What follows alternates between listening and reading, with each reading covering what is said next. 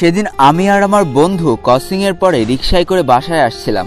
আর রিকশা চালকটা বেশ বয়স্ক একটা মানুষ ছিল।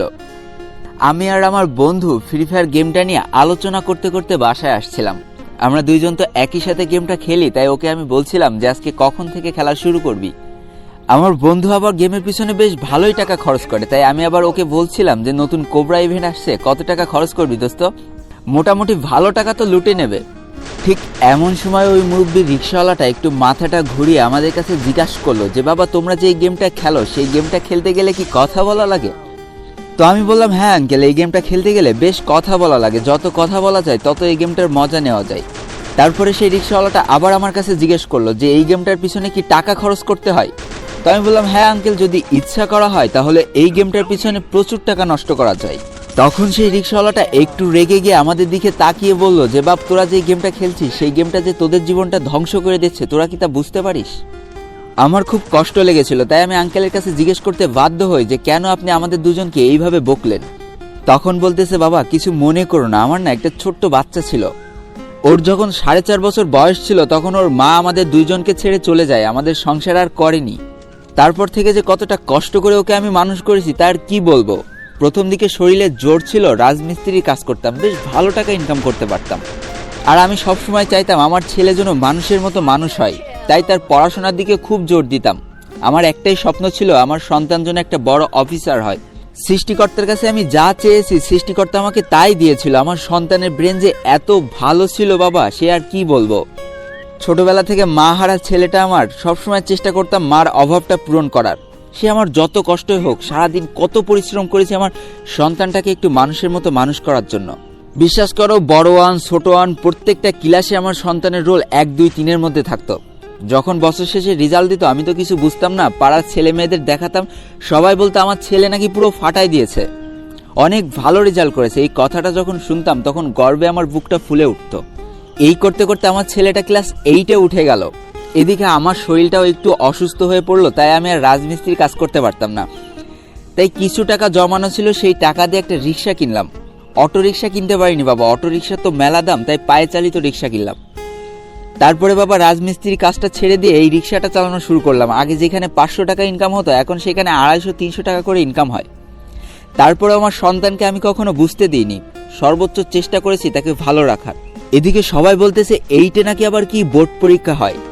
সারাদিন রিক্সা চালায়ে সন্তানের উপরে প্রচণ্ড খেয়াল রাখতাম যাতে আমার সন্তানটা এই বোর্ড পরীক্ষায় ভালো রেজাল্ট করে। এই করতে করতে বোর্ড পরীক্ষাটা শেষ হয়ে গেল, একদিন রেজাল্টও দিয়ে দিল। ওই দিন সবার মুখে শুনেছিলাম আমার ছেলে নাকি সব থেকে ভালো রেজাল্ট করেছে আমাদের এলাকার ভিতরে। ওই দিন আমার সন্তানকে জড়িয়ে ধরে অনেক কেঁদেছিলাম বাবা। মনে করেছিলাম আমি হয়তো সফল একজন বাবা, আমি হয়তো আমার সন্তানকে সর্বোচ্চ চেষ্টা করে মানুষের মতো মানুষ করতে পারছি। বিশ্বাস করো বাবা, সারাদিন এই কঠোর পরিশ্রম এক চান্সে দূর হয়ে যেত যখন বাসায় যেয়ে দেখতাম আমার সন্তানটা পড়াশোনার জন্য বই নিয়ে বসে আছে।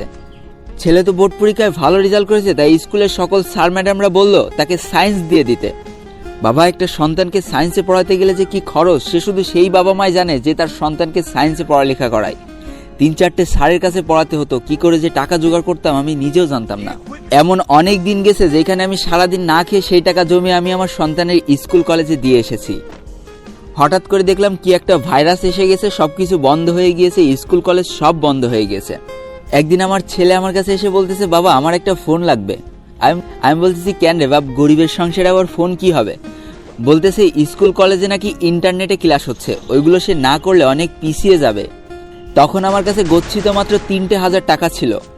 বাকি 7,000 টাকা জোগাড় করতে যে আমার মাথার ঘাম পায়ে চলে গিয়েছিল। তারপরে আমি 10,000 টাকা দিয়ে আমার ছেলেকে একটা ফোন কিনে দিয়েছিলাম। বেশ ভালোই চলে যাচ্ছিল। একদিন সারাদিন কাজ করার পর যখন বাসায় ফিরছি তখন দেখি বারান্দায় বসে আমার ছেলেটা ফোন নিয়ে কি একটা করছে আর জন্য একা একা কথা বলছে। আমি যে বলতেছি কি রে বাপ, তুই এভাবে একা একা কথা বলতেছিস কেন? তখন সে বলতেছে বাবা একটা ভালো গেম খেলতেছি, বেশ মজা পাচ্ছি, সারাদিন তো পড়াশোনা করলাম তাই এখন একটু গেম খেলি। আমি বলতেছি সারাদিন হয়তো পড়াশোনা করে, এখন একটু গেম খেলুক। তারপর থেকে বাবা যতগুলো দিন আমি পার করেছি, যতগুলো দিন পরিশ্রম শেষে আমি বাসায় ফিরতাম দেখি আমার ছেলে বারান্দায় বসে ওইভাবেই গেম খেলে যাচ্ছে। মনে করতাম হয়তো সারাদিন পড়েছে তাই রাত্রে একটু গেম খেলছে। একদিন এলাকার সবার কাছে শুনলাম আমার ছেলে নাকি সারাদিন গেম খেলে। ভেবেছিলাম স্কুল হয়তো বন্ধ, পড়াশোনার চাপ হয়তো কম, তাই হয়তো ছেলে একটু গেম খেলে। এই করতে করতে ভাইরাসটাও চলে গেল, এদিকে কসিংও খুলে গিয়েছে। লাস্ট 2 মাস ধরে সে কসিং করছে। এই তো 4 দিন আগে কসিং থেকে আমার কাছে ফোন করা হয়। কসিং এর স্যার আমাকে বলছে যে আঙ্কেল আপনার ছেলের কি হয়েছে, আপনার ছেলে আমাদের কসিং এর সব থেকে ভালো স্টুডেন্ট ছিল, আর এখন তাকে দেখলে মনে হয় সে আমাদের কসিং এর সব থেকে খারাপ স্টুডেন্ট, একটা পড়াশোনাও করে আসে না, একটা পড়াশোনাও পারছে না। এই কথাগুলো শোনার পর আমার আর শরীর কাজ করছিল না। আর সব থেকে শেষে সেই কসিং এর স্যার আমাকে কি বলেছিল জানো? সেই কসিং এর স্যার আমাকে বলতেছে আমি নাকি 2 মাসের টাকা দিইনি। বিশ্বাস করো বাবা, শত কষ্ট হলেও মাসের 1 তারিখে আমি কসিং এর টাকাগুলো দিয়ে দিয়েছি। তারপরে আমার ছেলের বন্ধুর কাছে জিজ্ঞেস করে জানতে পারলাম সে কসিং এর টাকা না দিয়ে সেই টাকা দিয়ে নাকি গেমের পিছনে খরচ করে ফেলেছে। বাপ, এই কথাটা শোনার পর আমার না বেঁচে থাকার মতো কোনো ইচ্ছা আর ছিল না। মনে হচ্ছিল পৃথিবীর সব থেকে বড় ব্যর্থ বাবা হয়তো আমি, যে তার সন্তানকে মানুষের মতো মানুষ করতে পারলো না। বা 3 থেকে 4 কিলোমিটার রিক্সায় করে যদি কাউকে বয়ে নিয়ে যাওয়া হয়, সেইখানে 10টা টাকা পাওয়া যায়, তাহলে বোঝো বাপ কতটা কষ্ট 1 কিলোমিটার রাস্তা যদি রিক্সা চালাও তুমি। রক্ত বিক্রি করে টাকা ইনকাম করাও না এর থেকে অনেক সহজ। আমার ছেলেকে আমি অনেক ভালোবাসি, তাই ওকে আমি কিছু বলতে পারিনি বাবা। আমি এখন কি করব? আমার তো এইভাবে রাস্তায় হাই হাই করে বেড়ানো ছাড়া আর কোনো উপায় নেই। তাই তোমাদের মুখে যখন শুনলাম এই গেমটার কথা, তাই তোমাদের বকে ফেলেছি, আমাকে মাফ করে দিও। দেখো, এই কথাগুলো শোনার পর আমার খুব খারাপ লাগছিল। তাই সকল গেমারদের উদ্দেশ্যে কয়েকটা কথা বলতে চাই। এভাবেই হয়তো প্রতিনিয়ত কষ্ট পাচ্ছে আমাদের শত শত বাবা মা, তারপরে হয়তো সন্তানের প্রতি ভালোবাসার জন্য কিছুই বলতে পারছে না তাদের আদরের সন্তানকে। আর সেই আমরা প্রতিনিয়ত কি করে যাচ্ছি? বাবা মার দুর্বলতার সুযোগ নিয়ে প্রতিনিয়ত তাদেরকে ঠকিয়ে যাচ্ছি। বিশ্বাস করো, এতে আমাদের বাবা মাকে ঠকানো হচ্ছে না, বরং সব থেকে বেশি ঠকাচ্ছি নিজেরা নিজেদেরকে। আজকে তোমরা টপ আপ করছো বলে কয়েকটা বন্ধু হয়তো তোমাদের দেখে হাতে তালি দিচ্ছে আর বলছে দেখ এই ছেলেটা সব ধরনের ড্রেস নিয়ে নিচ্ছে, কিন্তু তোমরা এটা কি খেয়াল করে দেখেছো যে তুমি তোমার বন্ধুদের খুশি করতে যে বাবা মাকে কষ্ট দিয়ে ফেলছো? কিন্তু বিশ্বাস করো, তুমি সব থেকে বেশি পস্তাবা কখন জানো? যখন দেখবা এই গেমটা খেলতে তোমার আর একদম ভালো লাগতেছে না। আজ থেকে 3 থেকে 4 বছর পর এই গেমটা খেলতে তোমার সব থেকে বেশি ঘৃণা লাগবে। তখন যখন মনে পড়বে যে বাবা মার কত ঠকিয়ে তুমি এই গেমের পিছনে টপ আপ করে টাকা নষ্ট করেছো, তখন সেই পাপবোধটা, তখন সেই কষ্টটা তোমার ভিতরে যে পরিমাণ কাজ করবে তার তুমি কখনোই ভুলতে পারবা না। কারণ বন্ধুরা, কোনো গেম কিন্তু চিরদিন স্থায়ী হয় না।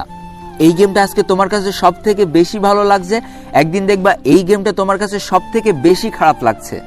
কিন্তু মাঝখান থেকে এই গেমের পিছনে যে তুমি 3 থেকে 4টে বছর সময় নষ্ট করবা, সেই সময়টা তুমি কোনোদিনও ফিরে পাবা না।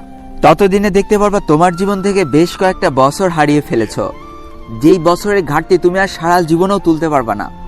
দেখবা সেদিনও সেই বন্ধুগুলো তোমাকে টপ আপ করা দেখে যারা তালি দিত, তারা আজও তোমার অসহায় অবস্থা দেখে তালি বাজাচ্ছে। তোমরা না তোমাদের লোল ভাইয়াকে ভালোবাসো? বিশ্বাস করো, তোমাদের এই লোল ভাইয়ার গেমের জন্য জীবনে কোনো ধরনের প্রভাব পড়েনি। না তার পড়াশোনায় খারাপ হয়েছে, না তার বাবা মা কষ্ট পেয়েছে, না তার চারপাশের মানুষ তাকে খারাপ বলে চেনে।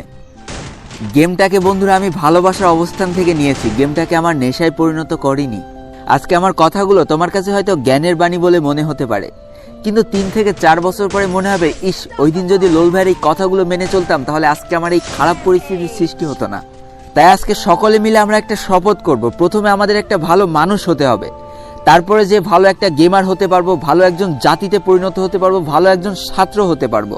আর তারপরেও যদি মনে হয় আমি সবকিছু ঠিক রেখে অবসর টাইমে গেম খেলছি এবং তারপরেও আমার বাবা মা আমাকে বকছে, তাহলে তোমার বাবা মার সাথে আমি নিজে কথা বলবো, তাদেরকে আমি বোঝাবো যে গেম খেলাটা কোনো অপরাধ না। তাই বন্ধুরা, আজকের ভিডিওটা এই পর্যন্ত ছিল। ভিডিওটি ভালো লাগলে অবশ্যই একটা লাইক করে ফেলো, কমেন্ট করো, বন্ধুদের কাছে শেয়ার করে দিও। আর যদি আমার চ্যানেলে নতুন হয়ে থাকো, চ্যানেলটিকে সাবস্ক্রাইব করে পাশে থাকা বেল আইকনটায় ক্লিক করে ফেলো আর আমাদের এই সুখী পরিবারের একজন মেম্বার হয়ে যাও।